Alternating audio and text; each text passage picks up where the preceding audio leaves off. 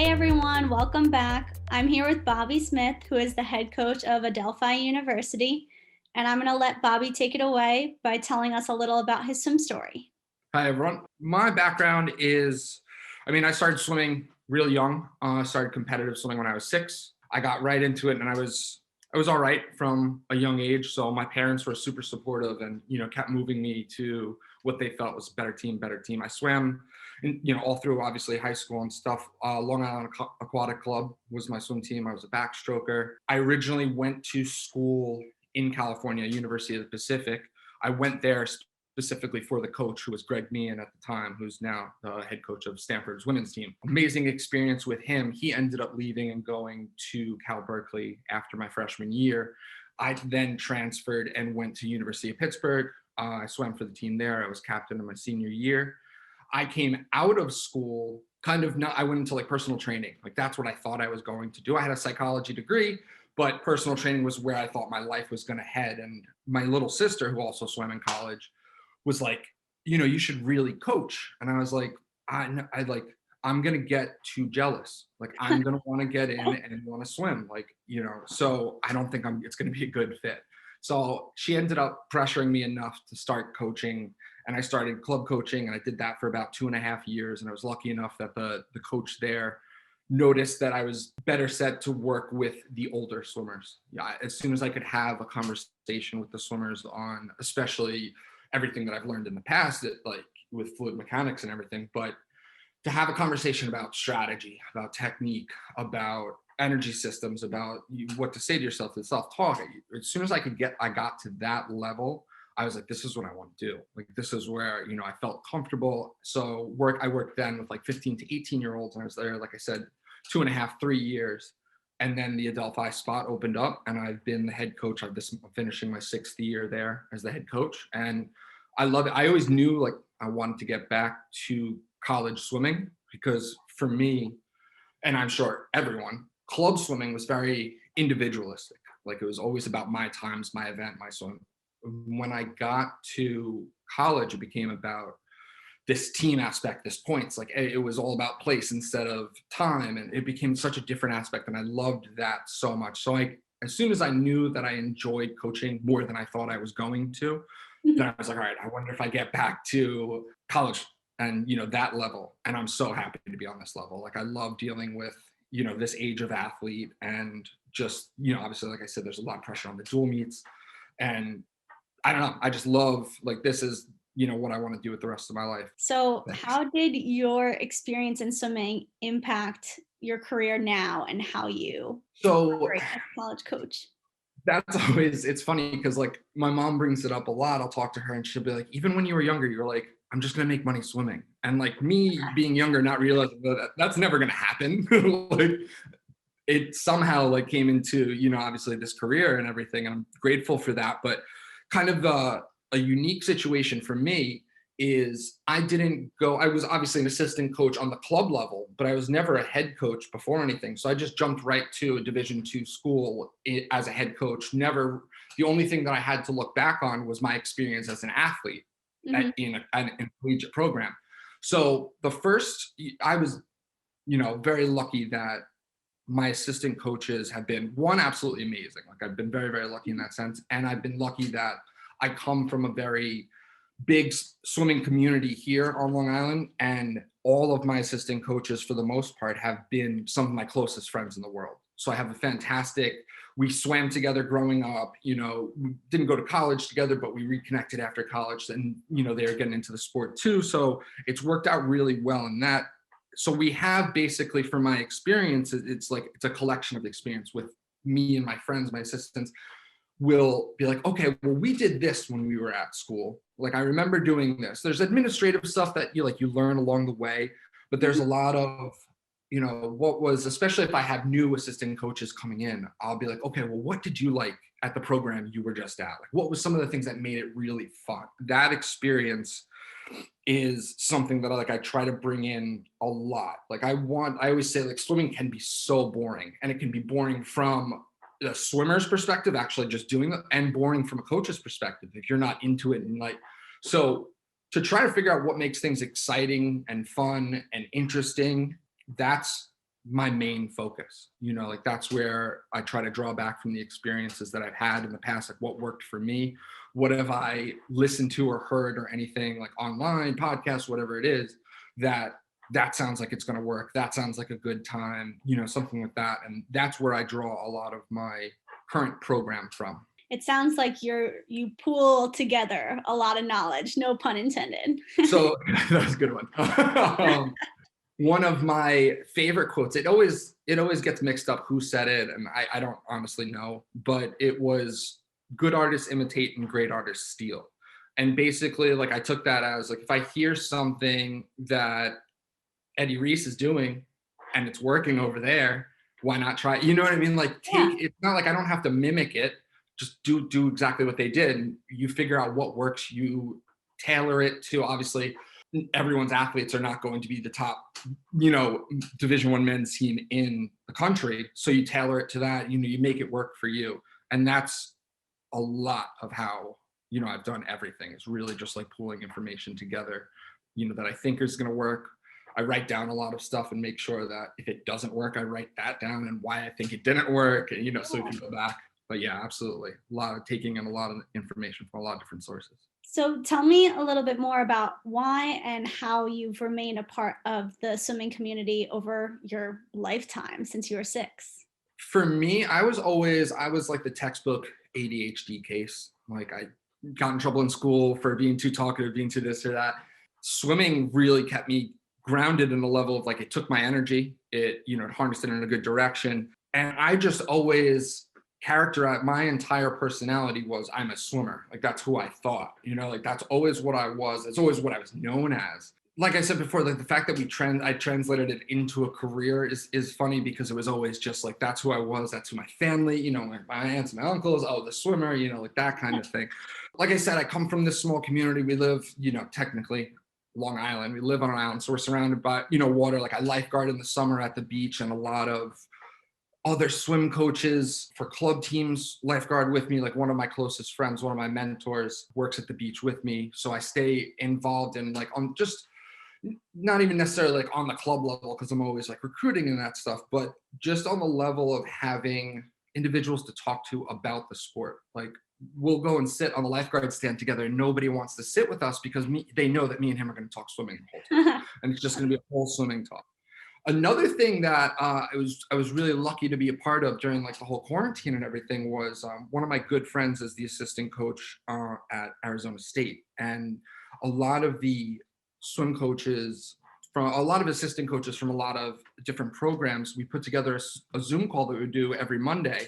And we would just go through kind of like our weekly plan, our new ideas, like, this is how we do stuff here. This is the way we structure our week. It was such a good environment. It was such a cool thing to be a part of, because it's, you've got coaches, Texas, Arizona, all these different, like Auburn, all these great places. And to hear, like, hey, this is the way we're doing things. This is the way we're doing things. And, like, I got up and presented one day, and I was like, this is the way I do it. I don't know if it's going to work for, a D1 program, but this is the way we do it over here.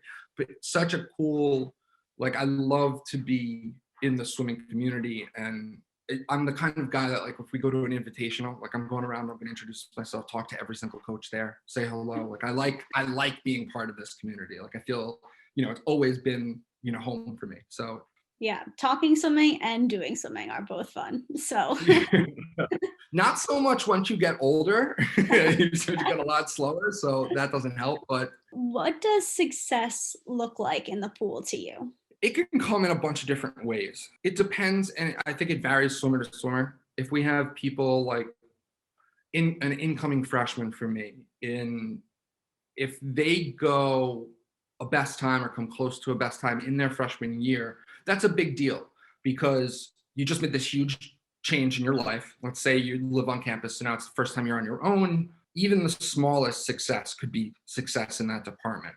It varies person to person. I like to, like, have a close relationship, with my swimmers, in the sense of, like, I like to know I know their times for everything. I know their goals for everything. You'll have people that, will be 1 or 2 years down the line, and maybe they haven't gotten any faster, and just getting to that same time again, or you're setting a goal within the range of what they're capable of. Maybe they've had an injury, maybe they've had something go on. And just getting back to that, not every success has to be a best time, and that was something I learned hard in my freshman and more so my sophomore year of college. Was I was the type of high school swimmer that if I didn't go a best time every single meet, I was out of it. I was throwing a fit, and I got to the collegiate level, and I remember getting pulled aside, and they're like, I'm not mad. Why are you mad at all of this? Mhm. So something that, I learned myself, and how to like put the pressure in the right places during the season, during the meet, during whatever it is. Success is kind of like that. It's different for every person. Yeah, I couldn't agree more. I experienced something very similar in my freshman Yeah, year. So moving into the fluid mechanics side of things a little more. sure. In your experience, which of the cornerstones impact swimmers the most and why? I'm going to go with the mind training, the mindset of everything. I feel like there's so much that stems from there. I was the type of swimmer, and John told me this all the time, that I had a very great mechanic, meaning that he could tell me to switch my technique and I could do it immediately. Mhm. Would I do it on my own? Probably not. So like that mental discipline, I think, is such a underutilized and important aspect of our sport, because I think people forget we're sensory deprived. We can't really hear other than the whistles or the cheering or whatever than that. It's really all about the self-talk that's going on. Not necessarily like you can be taught technique, you can be, you can become strong, but if you don't have, and that comes up into play a lot with what we were just talking about the success of people, Yeah. is if they could be doing everything right in practice, and then we get to a meet and their self-talk isn't the right way, and it doesn't matter what they've done in practice, because if they don't have that. So I would say that for myself as a swimmer, and for just watching swimmers in general, I think that's one of the biggest cornerstones for sure. Yeah, I couldn't agree more. I think the mind really pulls together a lot of the technique sorts of things. And like you were saying, when we work on technique, something John taught me is that you can like look at where your hand is at your catch and actually use Yeah, your senses to a full capacity. But like that's not something that we're traditionally taught to do because we're yeah. just keeping our heads straight down. Yeah, I would have swimmers that I remember my first year as a college coach, where they weren't swimming 200s at a point, and they were about to go up for their first 200. And they were so nervous that I just, I've got the whole team doing this, that, whatever. And I would just go stand behind the block and talk to them about their dog or whatever it was, because if I left them alone, they're just going to spin in their head. I'm going to forget the amount of laps. I was like, it's 8, you can get there. Like, but that type of thing, the mentality of it, and that's on every single level. With the fast track, which Mhm. tool is your favorite and why? So my favorite, and now I was a little crazy as a kid. I didn't pay attention in school and high school. So like what I did with my time was I would honestly go to Time Zone, and I would get my splits for everything. Like I said, I was a backstroker, so I knew my 25 splits for my 100 back. I knew obviously my 50 splits for my 200 back, and I would be like, I would write out the difference of them. Like between, all right, this one I have to go 2/10. I have 2/10 to spare here and there. I loved breaking it down in that way, because the split tracker was great, because it didn't leave me just going, okay, these are 4 even timed splits. I have 4 that are broken down the right way, or more, whatever the event is. I use it with my swimmers now, where especially distance swimmers, where it's like, okay, what pace do we have to hold? I sent it to them, last year at the very least, where they came to me with that. And the goal setting application as well on there is great, especially with a college season that is September to March, pretty much. Like we have a set date, so you can put in your time at this point. You can put in what you would like to go is within this range, this percentage, and you're good to go. So like I like that, because swimming can be very cut and dry, can be numbers. All right, you go 25 for 50 free, you go 25 for 50 free. How you do it is where it varies, but when it comes to the number side of it, that's the side that I've definitely utilize the most as a swimmer and as a coach.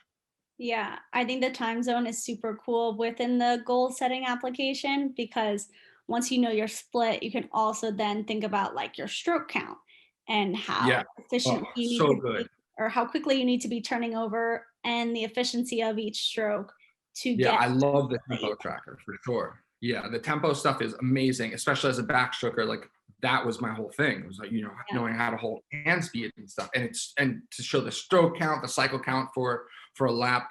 There's so much information that, I love to explore. What message do you have for our younger community members traveling along their swimming path today, wherever it may take them? So I'll tell you what Greg Meehan told me my first year of college swimming and coaching and everything. I emailed him because he made these just tremendous jumps in coaching, where he was, I believe, the graduate assistant at Ryder. He ended up at Princeton, then UCLA. He kept making these tremendous jumps. And that was my question. I was like, how did you do this? Like, how did you? And he said to me, I went to each program that I went to and took in all the information that I could, like get everything and then sort it out for myself and fit, this stuff worked, this stuff didn't. And that would be my recommendation, is like having an open mind and not being so, we have a tendency in this sport to be very rigid, to be very traditional. Like this worked in the past, this will continue to work if we go back.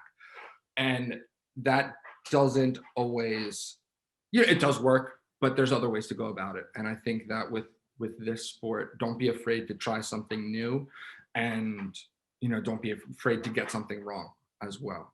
And that was one of the greatest things for me as a collegiate swimmer. I remember the first time that I watched a coach stop a set and be like, nope, this isn't working. Let's do something else.